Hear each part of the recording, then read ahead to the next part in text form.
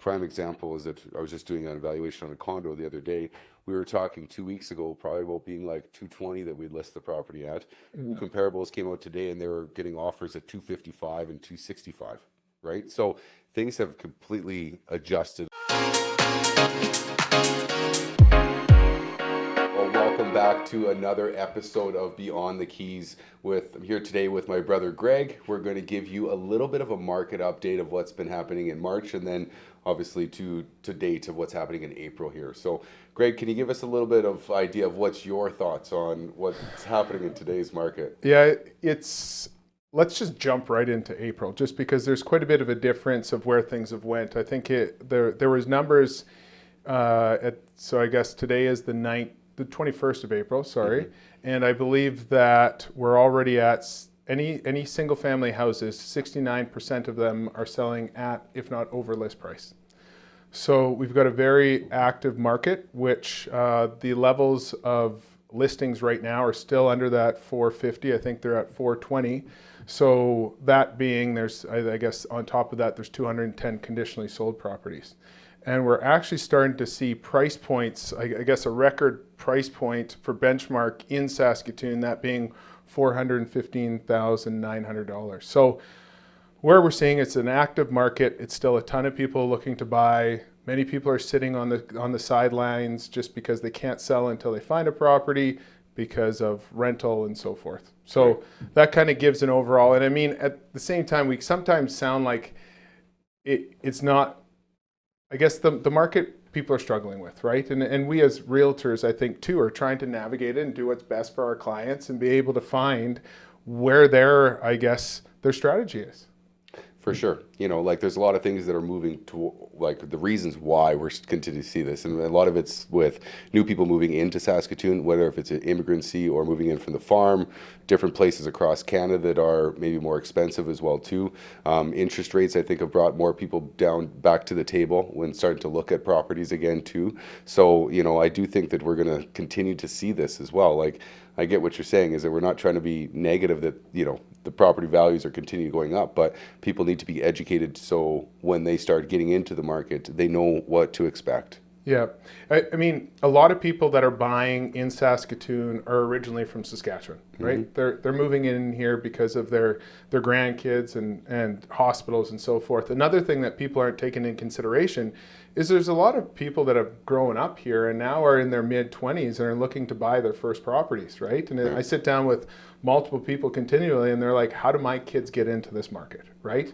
And so we can figure out a strategy for them. Sometimes, I mean, they can figure out different incentives, but a lot of times they're having some help with the down payment and so forth. So they can at least get into the market, right? Because what we're finding is that the market is going up so fast that you just need to get in. If you have a property, it's one thing, but 2 stories aren't going up the same way as maybe bungalows are. So you maybe want to highlight on that a little bit and kind of what we're seeing.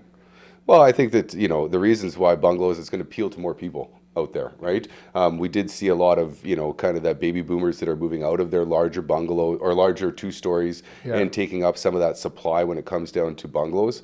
I do find that a lot of the 2 stories right now is that there's quite a few that are dated that are coming to the market. So, when we start looking at what the construction costs and the renovation costs to actually bring those to today's design aspects that we're looking at, it costs a lot of money to be able to do that because a lot of those things have doubled over the last couple of years, right? So I do think that we'll continue to see bungalows being more, like we have older people that are moving into some different neighborhoods like that, maybe doing some, hiring maintenance, those kind of things. But at the same time is that bungalows usually have the largest lots. They're the most expensive to build. They're definitely the most desirable in our market. Yeah, I mean, we're all adjusting to this market, right? I mean, if it's from realtors understanding price points and so forth and what you need to bid on a property, I think the number was 38% of properties as of today were presentation of offers. Yeah, for single family homes. For single family houses. Yeah. But I mean, and I think 25% for townhouses and condos, right? Yeah. It's always funny, we always call each other out on these numbers sometimes if we're getting them right. But See, he acknowledges I was right, so that was good. Well, you were. That's Yeah, good. perfect. Nice work. Okay. So, but what we're finding is that probably by June and July, I see 50 to 60% of these properties doing presentation of offers, right? Especially if they're not that large two-story that maybe needs that kind of work. And it depends on what price point they're in and how big of the buyer pool are going to be looking at that property. This goes back to 2007 again, where this is how we learned how to sell real estate. And we're going to see properties with less conditions. And so understanding what your options are with your relationship with your team, which is your realtors, your mortgage broker, like working with your home inspector to understand how fast they can get that done, if you can even put a home inspection in. These things are going to play a really big role going into this year. For sure. Well, how sellers are going to look at different offers when they're coming in, like, prime example is that I was just doing an evaluation on a condo the other day. We were talking 2 weeks ago probably about being like 220 that we'd list the property at. New comparables came out today and they were getting offers at 255 and 265. Right? So things have completely adjusted on, I guess now that we're starting to see those comparables come in the last little bit. Right. It's interesting too, because I mean, a lot of times if you're a buyer, you have to look at it from a seller's point of view and vice versa, right? There was one property which I called them a grandma house, and it was newer shingles, newer windows, newer furnace. The water heater was Sears brand, so I'm sure that was probably 60 years old. But when they had offers, they had 52 offers on this property, and it sold way over list price, right? And so that's 51 people that missed out on that property. Now that they've missed out, they're going to have a different strategy when they go to put an offer on something else, right?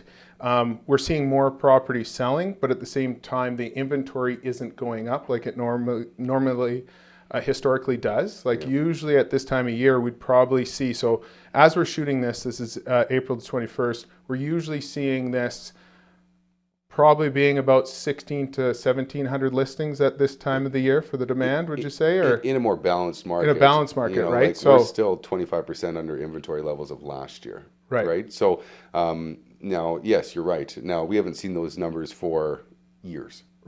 Right, but you're 100% right.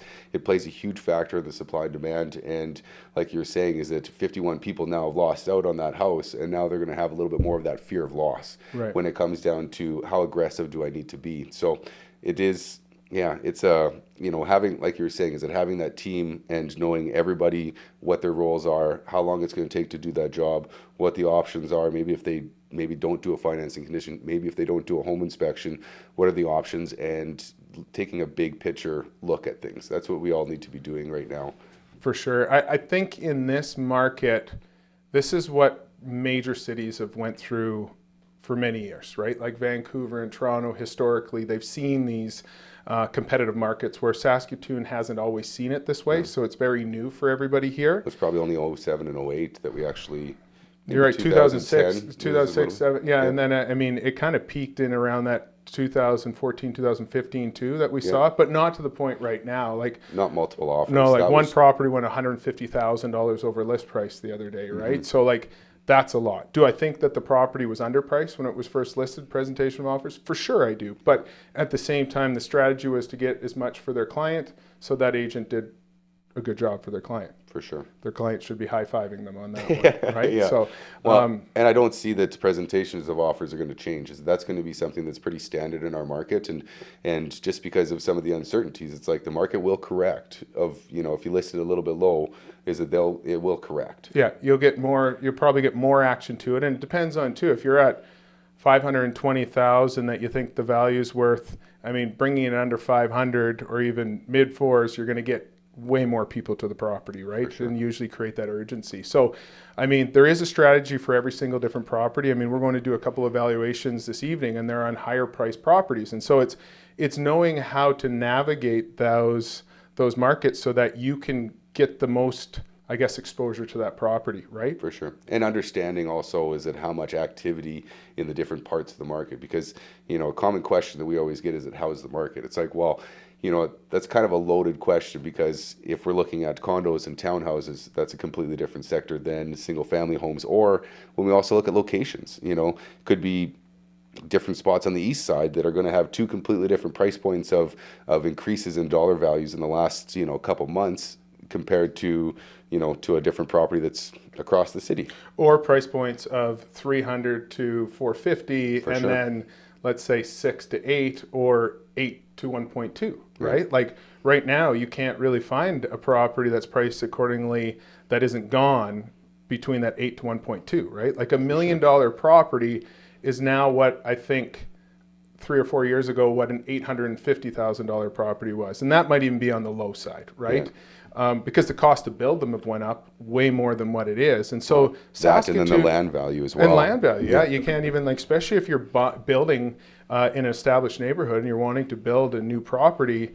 Those prices, I mean, they just become steep because now you're starting with maybe a lot that costs 500, 600,000, right? So A lot of it's comparable to like something that you'd like, maybe you've found something like that in Nutana or Varsity View or something like that. Is, I don't even know if we'd be able to get it for 500, but that's comparable to a brand new lot in the Willows now, right, and that's with a view, right. right? Yeah. So as we help navigate this market, we'll give you updates on what we figure out because it's constantly changing, and we're learning, right? We're learning as we talk to people and trades and so forth, and figuring out like what is our strategy for each buyer, right? And then also looking at then what's the strategy for when they sell. Most people right now say, I'm worried if I don't sell my property, what happens if I buy first?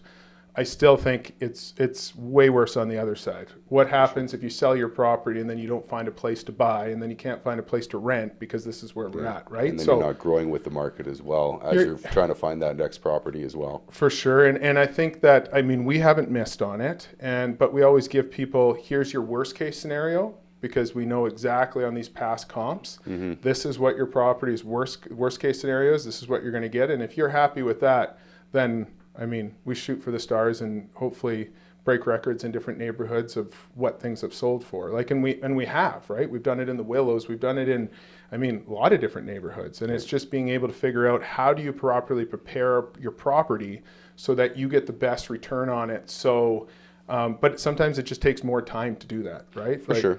And keep in mind is that we also have the network of people to be able to do it. If it's someone that's coming into Natasha from, organizing or pre-packing for people all the way to, interior designers to Lonnie for painting. Yeah. I mean, we helped out a client the other day and it was a rental, and we actually, he actually helped us take off the cover off of these cabinets, and it was like an actual plastic cover, and they were all peeled back, and he heat gunned them and took them off and resprayed them and then painted the entire house.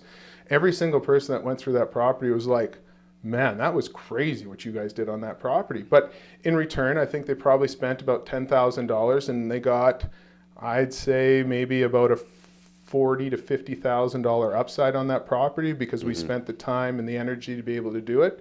Our clients trusted on that and just said, do what you think is right, Greg, and they're super happy, right? And I mean, that's what we're there to do, is try to give you the best advantage in today's competitive market, but then make it pay off, right? Yeah. And also being able to do those kind of things brings that, when we can present a home in its right way and when it's more move-in ready, is that we're going to get that 80% of people rather than the 20%, which is return is going to usually have more multiple offer situations, a little bit more fear of loss for people because they don't have work to do, right? A lot of times it's really hard for people to find the time, the people, the resources, and then also the cash to be able to do that, right? So having those move-in ready homes are how we're going to get top dollar for it. At the same time, that's if our clients are wanting to go that route as well. For sure. I mean, we meet people where they're at, and I mean, we want to help them achieve their dreams and what their goals are, right? And so every single one of our clients are different. I mean, and so we're there to listen and to help them with what strategy they want to pick. Yeah, how to navigate this crazy market right now. Yeah. And it's it's nice having someone like you to be able to, just because we've been in this market together for so long, being able to get feedback on and just kind of share different ideas. Like, what's your thought on this one? Yeah. Because sometimes one of us might have a thought and then we go to the other one and we're like, oh no, okay, that's good. So it's always nice to have ideas to bounce off and the rest of our team, For sure. right? To be able to pull the data. Yeah. I mean, we're probably more data driven than we've probably ever been, and just being able to focus on, like, if you're a 2-story in a certain neighborhood, you might have went up in the last 3 months 14% rather than possibly maybe 5.6% if it was a bungalow, right? That two-story, sorry, The vice opposite. versa, Yeah. sorry. The two-story only went up 5%, and then that bungalow went up 14% just because it was in the right neighborhood and because of the demand on bungalows, right? For sure. You have to look at it. People, like, in these new neighborhoods, they're actually not building any bungalows, right? The lots are shrinking. They're always building up because the builders make more money with the two stories. And so this will continually happen. So these bungalows are quite sought after. And if you're looking at it 10, 15 years from now, unless they're on a massive lot and it's a really expensive property, you're not buying a bungalow. And to try to get into a bungalow townhouse, it's actually not going to happen. Like there's perfect examples of a development in Brighton that they're 1,110 square feet with no finished basement, double attached garage. They're nice properties, but at the same time only a one bedroom on the main floor. And these properties are now starting to sell, and they're being listed, I think, at $679,000, $689,000. Right. So because of supply and demand, and because people are moving in from different places in I guess, Saskatchewan, and they have different income, they could just pay that, right? Yeah. And so I see those bungalow townhouses that used to be way more affordable, them going up more and more in price. And I think it just becomes that it's just supply and demand. For sure. I do think, yeah, you're right, is that those will continue to go up, and I don't see, new development costs with the size of the lots that you need, with the size of the lots, like it's just not going, we're not going to see any new development when it comes down to bungalows, and they're going to be quite pricey, and keep in mind that 1,100 square foot bungalow, no basement development, you're probably looking at an extra $60,000 to even get the basement developed as well. I think you're actually, it's $100,000. I think 90 grand. Is it the 90 grand now? It's 90 grand to be developed, right? So, okay. and the majority of builders don't even want to finish basements and so forth because Right. they don't actually make a lot of money on it. So if they are going to develop for you, They're going to pay for it. They're going to pay for it because we just don't have the trades and so forth. They'd be better off building more properties than finishing Right. basements. Yeah, makes sense. Yeah. Makes So sense. Specs homes. So 2025 is going to be exciting. It's there's going to be a lot to figure out for buyers, for sellers, for agents. I mean, make sure that you sit down with your agent, figure out a game plan on the buying or the selling so that you can then hyper focus on what your plan is, and make sure that if you are moving properties, you're moving into something that's better than what you have, right? Like, be patient, but at the same time, there's sometimes a timeline on that. So your agent should be able to help you with that and figure it out. But I'd suggest not probably selling first. But that's just my, I guess, opinion on that. Professional opinion. Professional opinion, yeah. Yeah. Well, if you're, maybe if you don't have an agent or you are want a little bit more insight into what's happening to real estate market in Saskatoon, please reach out to either Greg or I. We'd be happy to come up with a personalized game plan for you and your family that's going to meet your goals. And we look forward to hearing from you. Yeah. So thanks for joining us. If you want to follow us on Instagram, Facebook, Spotify, we're on all these platforms. Thanks for following, and like and share. Have a great day.